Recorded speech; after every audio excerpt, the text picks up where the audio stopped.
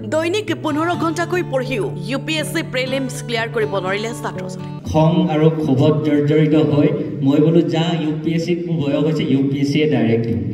ভাবিলো আৰু সেইমতে পঢ়িলো 15-16 ঘণ্টা পৰ্যন্ত পঢ়িলো সোশ্যাল মিডিয়া কাট অফ কোনো মানুহৰ লগত কন্টেক্ট নাই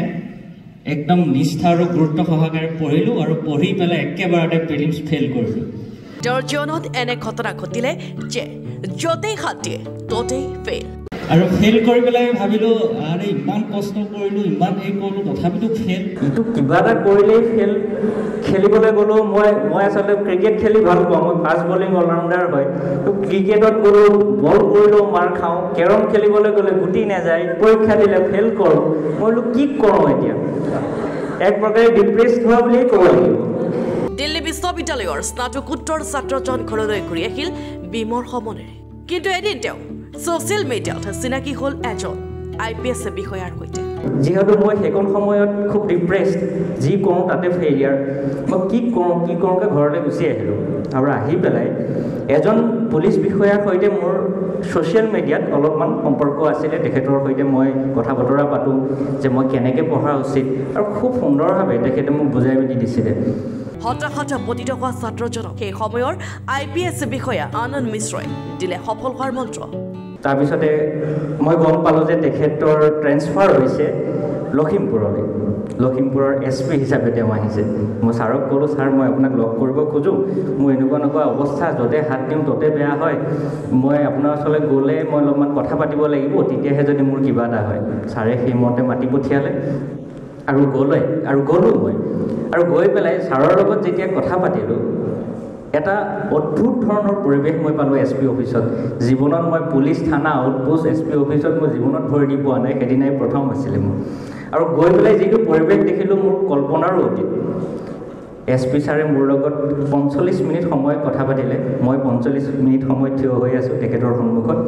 তেখেতৰ চিটৰ কিনাৰত তেখেতো 45 মিনিট সময় থিয় হৈ আছে মোৰ লগত কথা পাতিবলৈ মোৰ নোটছখিনি তেখেতক দেখুৱালোঁ আৰু তেখেতে মোক ক'লে যে নিৰঞ্জন তুমি যে ক'লা 15-16 ঘণ্টা পঢ়িলা পূৰা ছ'চিয়েল মিডিয়া কাট মই তোমালোকৰ বয়সৰ যেতিয়া আছিলোঁ মই দুটা বস্তুৰ বাদে একোৱেই বুজি পোৱা নাছিলোঁ এটা হৈছিলে বাইক চলোৱা আৰু আনটো হৈছে গীটাৰ বজোৱা গতিকে তুমি যদি নিজকে বন্দী কৰি ৰাখা তুমি কিন্তু জীৱনটো নেদেখিবাই আৰু জীৱনটো উপভোগ কৰিবলৈ নোৱাৰিবা গতিকে নিজকে খুলি দিয়াচোন স্বাধীন কৰি দিয়া তুমি 15-16 ঘণ্টা মই জীৱনত দেখিয়েই পোৱা নাই তোমাৰ নিজৰ মতে পঢ়াচোন বেলেগৰ কথা শুনি নহয় নিজৰ নিৰঞ্জনটো হৈ পঢ়াচোন কিয় নোৱাৰিবা আৰু নোৱাৰিলে মই আছোঁ আৰু ছ'চিয়েল মিডিয়া কিয় নচলাবা তুমি ফূৰ্তি কৰা এনজয় কৰা ছ'চিয়েল মিডিয়া চলোৱা ফেচবুক ইনষ্টাগ্ৰাম হোৱাটছএপ চব চলোৱা এই দিনবোৰ যে তোমাৰ গুচি যাব তুমি আকৌ কেতিয়াও ঘূৰাই নাপাবা নহয় আৰু এই কথাখিনি কোৱাৰ বাবে মই ইমান উদ্বুদ্ধ হ'লোঁ আৰু আহি পেলাই মই বোলো এতিয়া যি হয় মই তাকে কৰিম ভাওনা কৰিলোঁ ৰাস কৰিলোঁ ক্ৰিকেট খেলিলোঁ য'ত যি হয় ততে যাওঁ আৰু আজি APS সেৱাৰ 14 সংখ্যক স্থান দখল কৰি কলাবাৰীৰ নিৰঞ্জন ভূঞা গদগদ হৈ আনন্দ মিশ্ৰৰ সেই সহায়ৰ কথা মনত পেলায় মই পিছলৈ গোটেই কমপ্লিট ষ্ট্ৰেটেজিটো সলাই পেলালোঁ 15-16 ঘণ্টা পঢ়া নিৰঞ্জন গৈ পেলাই এতিয়া 4-5 ঘণ্টা পঢ়া হ'ল আৰু